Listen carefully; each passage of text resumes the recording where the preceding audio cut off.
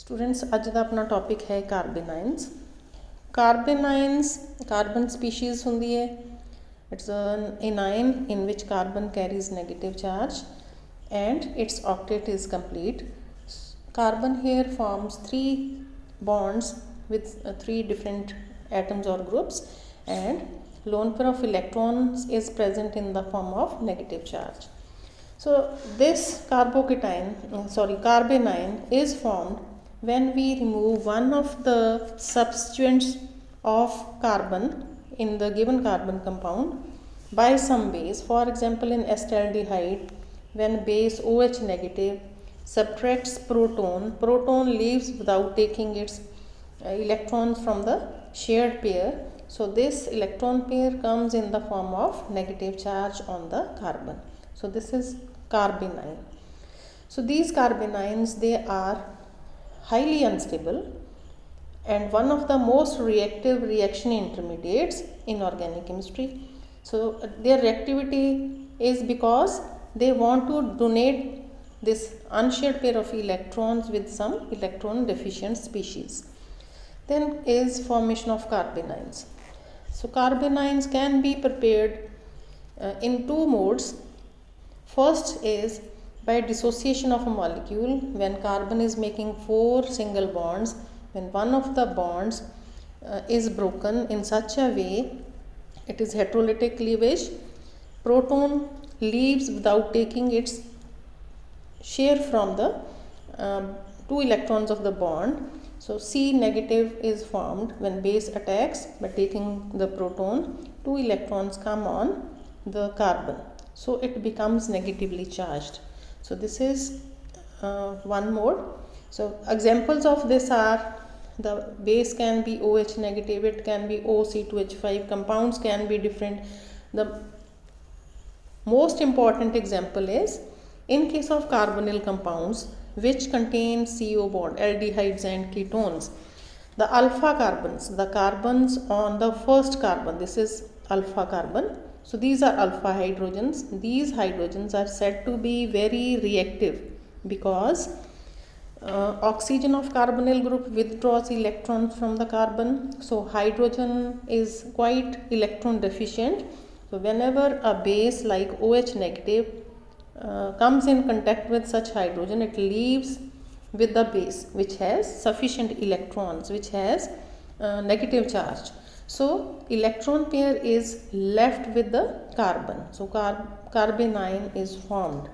So then second category is by addition of nucleophile to carbon carbon multiple bond. So beta जिथे carbon carbon double bond है या triple bond है तो उत्थे nucleophile addition reactions होंदी हैं. Single bond ਦੀਆਂ reactions ਤੁਹਾਨੂੰ पता है कि सारियां substitution reactions ने. One of the group is removed, another group comes in its place. पर ਜਿਹੜੀਆਂ डबल बॉन्ड ਦੀਆਂ रिएक्शनस ਹੁੰਦੀਆਂ ਤਾਂ ਉੱਥੇ ਐਡੀਸ਼ਨ ਰਿਐਕਸ਼ਨ ਹੁੰਦੀ ਹੈ. ਕੋਈ ਨਿਊਕਲੀਓਫਾਈਲ ਆਇਆ ਇੱਕ ਕਾਰਬਨ ਤੇ ਜੇ ਨੈਗੇਟਿਵਲੀ ਚਾਰਜਡ ਹੈ ਤਾਂ ਪੋਲਰਾਈਜੇਸ਼ਨ ਹੋ ਜਾਂਦੀ ਹੈ charge the. one carbon becomes slightly negative, one positive under the influence of the nucleophile. So nucleophile attaches to one carbon and electron pair moves to the next carbon and a carbanion is formed. So दो तरीके हो गए, एक तो हो गया ionisation नाल ਜਾਂ ब्रेकेज ऑफ मॉलिक्यूल नाल, दूसरा हो गया एडिशन नाल. सो बेसिकली ਆਪਾਂ स्ट्रक्चर ਤੇ ਉਹਦੀਆਂ ਜਿਹੜੀਆਂ प्रॉपर्टीज़ ने रिएक्शंस ने we are mainly concerned with those. Then come structure of the carbanions. तो कार्बोकेटाइन च ਆਪਾਂ देखा बेटा कि sp2 hybridize C carbon. This is very important. ਜਿਹੜਾ भी तुसी करते हो reaction intermediate hybridization should be known. Here hybridization is sp3. So 4 equivalent orbitals are there which are sp3 hybridized. Out of these orbitals 3 are making bonds. Here there are 3 bonds, single bonds made by the carbon, and this is 4th sp3 hybrid orbital which contains two electrons or lone pair of electron.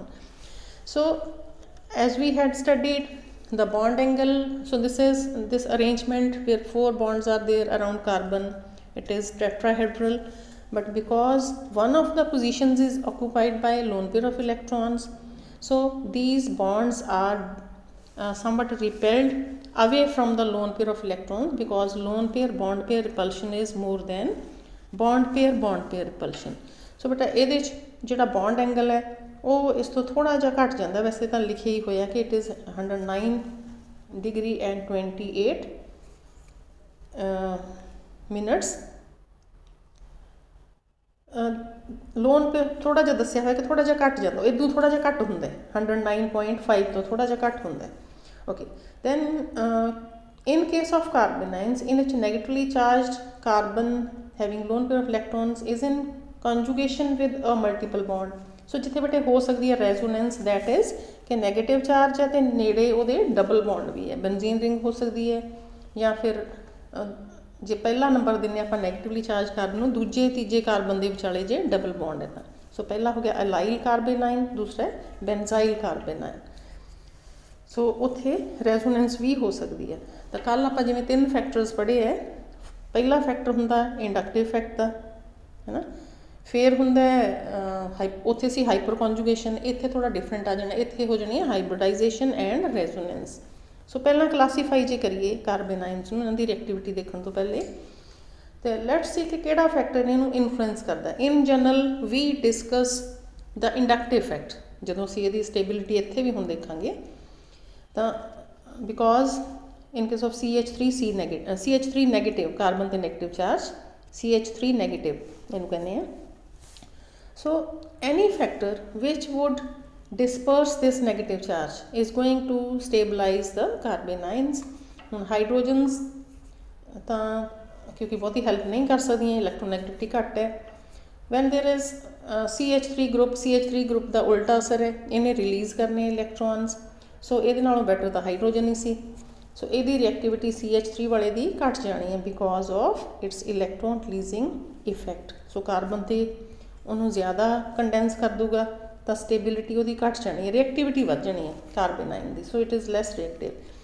ਫਿਰ ਆ ਗਿਆ ਜਦੋਂ ਦੋ CH3 groups ਹੋ ਗਏ ਤਾਂ ਹੁਣ ਦੋਨਾਂ ਦਾ ਇਲੈਕਟ੍ਰੋਨ ਰਿਲੀਜ਼ਿੰਗ ਇਫੈਕਟ ਹੈ. So reactivity here is increase, stability is decreased. Stability ਇਹਦੀ ਹੋਰ ਘੱਟ ਜਾਣੀ ਹੈ, ਇਹਦੀ ਸਟੇਬਿਲਿਟੀ ਲੀਸਟ ਹੋਊਗੀ. So the order given is methyl is most stable, then comes primary RCH2 negative, then comes secondary carbanion, then is tertiary carbanion ਜਿੱਥੇ carbon ਨੂੰ 3 carbon chains ਜਾਂ 3 ਕਾਰਬਨ ਕੰਟੇਨਿੰਗ ਗਰੁੱਪਸ ਲੱਗੇ ਹੋਏ ਨੇ. ਓਕੇ, ਹੁਣ ਰਿਲੇਟਿਵ ਸਟੇਬਿਲਿਟੀਜ਼ ਨੂੰ ਅਸੀਂ ਐਕਸਪਲੇਨ ਕਰੀਏ ਤਾਂ ਜਿਵੇਂ ਤੁਹਾਨੂੰ ਪਹਿਲਾਂ ਦੱਸਿਆ ਕਿ ਦਿਸ ਵਾਜ਼ ਡਿਊ ਟੂ ਇੰਡਕਟਿਵ ਇਫੈਕਟ, ਜੋ ਅਸੀਂ ਐਕਸਪਲੇਨੇਸ਼ਨ ਦਿੱਤੀ ਹੈ. Because alkyl groups are electron releasing groups, so they destabilize the carbanion. More the number of alkyl groups, more is destabilization. Stability ਉਹਦੀ ਉਨੀ ਘੱਟ ਹੋਣੀ ਹੈ. Second factor is hybridization. Hybridization 'ਚ ਬੇਟਾ ਟ੍ਰਿਪਲ ਬੌਂਡ ਵਾਲੇ ਜਿਹੜੀਆਂ ਕਾਰਬਨਸ ਨੇ ਜਿਹਦੇ 'ਚ ਟ੍ਰਿਪਲ ਬੌਂਡ ਬਣਦਾ ਹੈ, ਵੀ ਨੋ ਦੇ ਆਰ sp ਹਾਈਬ੍ਰਿਡਾਈਜ਼ਡ. ਜਿੱਥੇ ਡਬਲ ਬੌਂਡ ਬਣਦਾ ਹੈ ਦੇ ਆਰ sp2 ਹਾਈਬ੍ਰਿਡਾਈਜ਼ਡ, ਹੈ ਨਾ. ਇੱਕ R ਗਰੁੱਪ, ਇੱਕ H ਹੈ ਤੇ ਇੱਕ ਕਾਰਬਨ ਨਾਲ ਬੌਂਡ, 3 ਬੌਂਡ ਬਣਾਉਂਦੀ ਹੈ. ਜਿੱਥੇ 4 ਬੌਂਡ ਬਣਾਉਂਦੀ ਹੈ ਕਾਰਬਨ, ਆਪਸ 'ਚ ਇੱਕ ਬੌਂਡ ਆ 2 ਹਾਈਡਰੋਜਨ ਨਾਲ, ਇੱਕ R ਗਰੁੱਪ ਨਾਲ ਹੈ. ਸੋ ਦਿਸ ਇਜ਼ sp3 ਹਾਈਬ੍ਰਿਡਾਈਜ਼ਡ. ਤਾਂ ਆਪਾਂ ਪਹਿਲਾਂ ਇਹਦੇ S ਕਰੈਕਟਰ ਬਾਰੇ ਵੀ ਪੜ੍ਹਿਆ ਕਿ ਜਿੱਥੇ sp ਹਾਈਬ੍ਰਿਡਾਈਜੇਸ਼ਨ ਆ 50% S ਕਰੈਕਟਰ ਹੈ, ਕਿਉਂਕਿ ਅੱਧਾ ਹਿੱਸਾ S ਆਰਬਿਟਲ ਦਾ ਹੈ. sp2 ਦੇ ਵਿੱਚ ਟੋਟਲ 3 ਆਰਬਿਟਲ ਹੈ ਤੇ S ਦਾ 1/3 ਹੈਗਾ, 33% S ਕਰੈਕਟਰ ਹੈ. sp3 ਕੇਸ 'ਚ S ਹੈਗਾ 25% S ਕਰੈਕਟਰ. ਸੋ ਕਿਉਂਕਿ S ਆਰਬਿਟਲ, ਹੁਣ ਅਸੀਂ ਇਹ ਕਹਾਂਗੇ ਕਿ ਹਾਈਬ੍ਰਿਡਾਈਜੇਸ਼ਨ ਦੇ ਹਿਸਾਬ ਨਾਲ sp orbital is more electron bearing, ਉਹਨੂੰ ਈਜ਼ੀਲੀ ਰੱਖ ਸਕਦਾ ਜਿਹੜਾ ਅਨਸ਼ੇਅਰਡ ਪੇਅਰ ਆਫ ਇਲੈਕਟ੍ਰੋਨਸ ਆ. ਕਿਉਂ? ਕਿਉਂਕਿ S ਆਰਬਿਟਲ ਨਿਊਕਲੀਅਸ ਦੇ ਨੇੜੇ ਹੁੰਦਾ ਦੈਨ p ਆਰਬਿਟਲ. ਸੋ ਇਸ ਲਈ ਉਹ ਉੱਥੇ ਜੇ ਇਲੈਕਟ੍ਰੋਨ S 'ਚ ਹੋਣਗੇ they'll be more attracted by the nucleus of carbon. Then next factor is resonance or conjugation. So resonance ਕਰਕੇ ਕੱਲ੍ਹ ਵੀ ਜਿਵੇਂ ਆਪਾਂ ਕੀਤਾ ਇਲਾਈਲ ਕਾਰਬੋਕਟਾਈਨ ਸੀ, ਕੱਲ੍ਹ ਪੋਜ਼ੀਟਿਵ ਚਾਰਜ ਸੀ, ਅੱਜ ਜਿਹੜਾ ਇੱਕ ਕਾਰਬਨ ਉਹ 'ਤੇ ਨੈਗੇਟਿਵ ਚਾਰਜ ਹੈ. So again the shift of unshared pair of electron towards CH2 bond. So ਆਹ ਵਾਲਾ ਪਹਿਲਾ ਬੌਂਡ ਜਿਹੜਾ ਦਿਖਾਇਆ ਹੋਇਆ ਦਿਸ ਵਨ ਇੱਥੇ ਸ਼ਿਫਟ ਹੋ ਜਾਂਦਾ ਹੈ. ਤਾਂ ਫਿਰ ਹੁਣ ਕਾਰਬਨ ਦੀ 5 ਵੈਲੈਂਸੀ ਨਹੀਂ ਤਾਂ ਮਿਡਲ ਵਾਲੀ ਦੀ ਹੋ ਰਹੀ ਹੈ ਇਹਦੀ. ਸੋ ਇਸ ਲਈ ਤਾਂ ਕਿ 5 ਨਾ ਹੋਵੇ ਤੇ ਅਗਲੇ ਇਲੈਕਟ੍ਰੋਨਸ ਇੱਧਰ ਸ਼ਿਫਟ ਹੋ ਗਏ. So we can make 2 structure for allyl carbanion. So इसलिए ਇਹਦੀ ਸਟੇਬਲਾਈਜੇਸ਼ਨ ਜ਼ਿਆਦਾ ਹੈ ਤਾਂ ਜਿਹੜਾ ਇਸ ਤੋਂ ਪਹਿਲਾ ਕੰਪਾਊਂਡ ਜਿਹਦੇ ਤੋਂ ਇਹ ਬਣਦਾ ਹੈ ਉਹਦੀ ਰਿਐਕਟਿਵਿਟੀ ਜ਼ਿਆਦਾ ਹੋਊਗੀ, ਇਹਦੀ ਰਿਐਕਟਿਵਿਟੀ ਘੱਟ ਹੈ, ਸਟੇਬਲਾਈਜੇਸ਼ਨ ਜ਼ਿਆਦਾ, so reactivity of the compound would be more. ਇਹਦਾ ਮਤਲਬ CH2 ਡਬਲ ਬੌਂਡ CH3 ਵਾਲਾ ਜਿਹੜਾ ਹੋਊਗਾ ਉਹਦੀ ਰਿਐਕਟਿਵਿਟੀ ਜ਼ਿਆਦਾ ਹੋਊਗੀ। ਸਿਮਿਲਰਲੀ ਫॉर ਬੈਂਜ਼ਾਈਲ ਕਾਰਬੇਨਾਈਨ, ਕੱਲ੍ਹ ਆਪਾਂ CH2 ਤੇ ਪੋਜ਼ੀਟਿਵ ਚਾਰਜ ਪੜ੍ਹਿਆ ਸੀ, ਤੁਹਾਨੂੰ ਦੱਸਿਆ ਸੀ ਕਿ ਇਕੱਲੀ C6H5 ਆ ਤਾਂ ਫਿਨਾਈਲ ਗਰੁੱਪ ਹੈ, C6H5 ਨੂੰ CH2 ਲੱਗਿਆ ਹੋਇਆ ਤਾਂ ਬੈਂਜ਼ਾਈਲ ਗਰੁੱਪ ਹੋ ਗਿਆ। ਸੋ ਬੈਂਜ਼ੀਨ ਰਿੰਗ ਦਾ ਬੜਾ ਖਾਸ ਕਰੈਕਟਰਿਸਟਿਕ ਹੈ, ਜਿਵੇਂ ਕਾਰਬੋਕੇਟਾਈਨ ਦੇ ਕੇਸ 'ਚ ਆਪਾਂ ਕਿਹਾ ਸੀ ਕਿ ਉਹਦੇ 'ਚ ਇਲੈਕਟ੍ਰੋਨ ਦੇ ਰਿਹਾ ਸੀ ਇਹ ਕਾਰਬਨ, ਪੋਜ਼ੀਟਿਵਲੀ ਚਾਰਜ ਕਾਰਬਨ ਨੂੰ। So one of the double bonds was shifting towards benzene ring ਤੇ CH2 ਵਾਲੇ ਬੌਂਡ ਵੱਲ ਨੂੰ ਸ਼ਿਫਟ ਹੋ ਰਿਹਾ ਸੀ। ਹੁਣ CH2 ਤੋਂ ਜਦੋਂ ਨੈਗੇਟਿਵ ਚਾਰਜ ਹੈ it is shifting towards the CH2CH, ਅੱਛਾ ਆ ਮਿਡਲ 'ਚ ਇੱਥੇ ਆ ਰਿਹਾ ਹੈ ਨਾ, ਇਸ ਬੌਂਡ 'ਤੇ ਇੱਥੇ ਆ ਰਿਹਾ। Okay, then after getting negative charge here, ਕਿਉਂਕਿ CH2 ਵਾਲਾ ਇੱਥੇ ਆ ਗਿਆ ਅਤੇ ਫਿਰ ਉਸ ਕਾਰਬਨ ਦੀ ਵੈਲੈਂਸੀ ਵੱਧ ਜਾਣੀ ਹੈ, ਇਸ ਲਈ ਅਗਲਾ ਡਬਲ ਬੌਂਡ ਅਗਲੀ ਨੁੱਕਰ 'ਤੇ ਸ਼ਿਫਟ ਕਰ ਰਹੇ ਹਾਂ ਨੈਗੇਟਿਵ ਚਾਰਜ। ਸੋ ਫਿਰ ਬੇਟਾ ਰੈਜ਼ੋਨੇਟਿੰਗ ਸਟਰਕਚਰ ਜਦੋਂ ਬਣਾਉਂਦੇ ਹਾਂ, ਨੈਗੇਟਿਵ ਚਾਰਜ ਅੱਗੇ ਵਾਲੇ ਬੌਂਡ 'ਤੇ ਸ਼ਿਫਟ ਹੋ ਗਿਆ ਅਤੇ ਡਬਲ ਬੌਂਡ ਫਿਰ ਨੁੱਕਰ 'ਤੇ ਸ਼ਿਫਟ ਹੋ ਗਿਆ। ਇਸ ਤਰ੍ਹਾਂ ਕਰਕੇ ਵਿਲ ਮੇਕ, ਸਾਨੂੰ ਪਹਿਲਾਂ ਹੀ ਪਤਾ ਲੱਗ ਜਾਂਦਾ ਹੈ ਇਹਨੂੰ ਦੇਖ ਕੇ ਕਿ ਜੇ ਇੱਥੇ ਨੈਗੇਟਿਵ ਚਾਰਜ ਹੈ ਅਤੇ ਹੁਣ ਅਗਲੀ ਸਟਰਕਚਰ 'ਚ ਇੱਥੇ ਆਊਗਾ ਅਤੇ ਇੱਥੇ ਆਊਗਾ, ਹੈ ਨਾ। ਸੋ ਬਾਈ ਸ਼ਿਫਟਿੰਗ ਦਿਸ ਨੈਗੇਟਿਵ ਚਾਰਜ ਅਤੇ ਅਗਲੇ ਨੂੰ ਇੱਥੇ ਕਰਤਾ ਅਤੇ ਇੱਥੇ ਆਊਗਾ।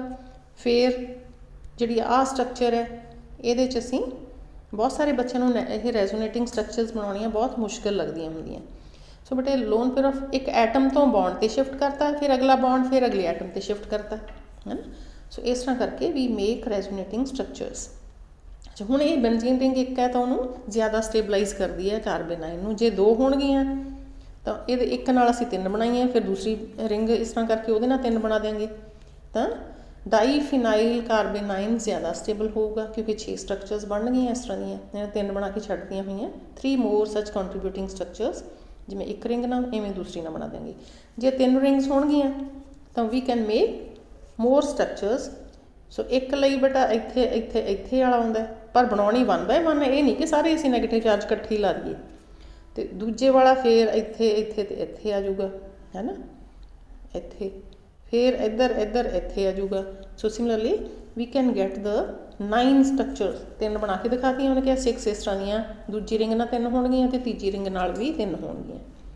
ਸੋ more the number of phenyl groups, more is the stability of the carbanion. ਫਿਰ ਅਸੀਂ ਬੇਟਾ ਬਹੁਤ ਇੰਪੋਰਟੈਂਟ ਆ, ਤੁਸੀਂ ਯਾਦ ਰੱਖਣਾ ਹੈ, ਆਰਗੈਨਿਕ ਕੈਮਿਸਟਰੀ 'ਚ ਅੱਗੇ ਅਸੀਂ ਇਹ ਬਹੁਤ ਯੂਜ਼ ਹੋਣਾ ਹੈ, ਬਹੁਤ ਯੂਜ਼ਫੁਲ ਕੌਨਸੈਪਟ ਹੈ, that in case of carbonyl compounds alpha hydrogens are said to be acidic. ਕਿਹੜੀਆਂ? ਜਿਹੜੀਆਂ ਆਇਸ ਕਾਰਬਨ ਨੂੰ ਲੱਗੀਆਂ ਹੁੰਦੀਆਂ। ਸੋ ਇਸ ਲਈ ਇਹਨੇ ਕਿਹਾ ਕਿ removal of alpha hydrogens from carbonyl compounds are also stabilized by resonance. So ਇਹਨੂੰ ਕਿਉਂ ਕਿਹਾ ਹੋਇਆ? ਇਹਦੀ ਰੈਜ਼ੋਨੈਂਸ ਕਰਕੇ, ਕਿਉਂਕਿ ਆਕਸੀਜਨ ਨੇ ਦੇਖੋ ਇਲੈਕਟ੍ਰੋਨ ਵਿਦਡਰੋ ਕਰਨੇ ਇਹਦੇ ਤੋਂ। ਸੋ ਆਕਸੀਜਨ ਨੇ ਡਬਲ ਬੌਂਡ ਦੇ ਇੱਥੇ ਵਿਦਡਰੋ ਕਰ ਲਏ ਤਾਂ ਇਸ ਕਾਰਬਨ 'ਤੇ ਸ਼ਾਰਟੇਜ ਆ ਗਈ ਹੋਈ ਹੈ ਨਾ, ਇਸ ਕਾਰਬਨ 'ਤੇ ਇੱਧਰ ਨੂੰ ਕਰ ਲਈ, ਇਹਦਾ ਮਤਲਬ ਡਿਸਪਰਸ ਹੋ ਰਿਹਾ ਜਿਹੜਾ ਨੈਗੇਟਿਵ ਚਾਰਜ ਹੈ। ਸੋ ਕਾਰਬੋਨਿਲ group helps in dispersing the negative charge of alpha carbon which is produced by removal of one of the hydrogens. So ਇਹਦੇ ਨਾਲ ਹੀ ਬੇਟਾ ਕਾਰਬੇਨਾਈਨ ਵਾਲਾ ਆਪਣਾ ਹੁੰਦਾ ਹੈ topic. So I hope you'll revise this topic.